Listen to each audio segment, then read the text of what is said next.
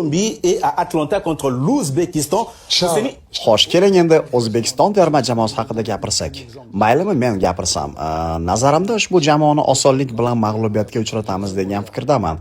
To'g'ri, terma jamoamiz bosh murabbiyi ularni ancha tartibli, intizomli jamoa va qattiq jamoa deb atadi, lekin men bu fikrga biroz qo'shilmagandayman. Chunki mana qarang, ular hattoki Osiyoda yetakchi ham emas.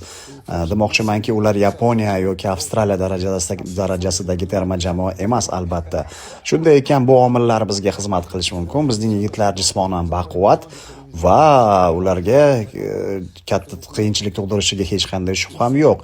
Va o'ylaymanki, ushbu o'yinda biz 3-0 hisobda g'alaba qozonamiz. Yo'q, men unday demagan bo'lardim, chunki O'zbekiston terma jamoasini yaqindagina qandaydir bir turnirda O'zbekiston terma jamoasini FIFA doirasidagi turnirda Afrikaning yetakchi jamoalaridan biri bo'lgan Misr terma jamoasiga qarshi o'yinini highlightlarini kuzatdim. Bilasizmi, ularda bir futbolchi bor ekan, raqami va ismi albatta esimda yo'q.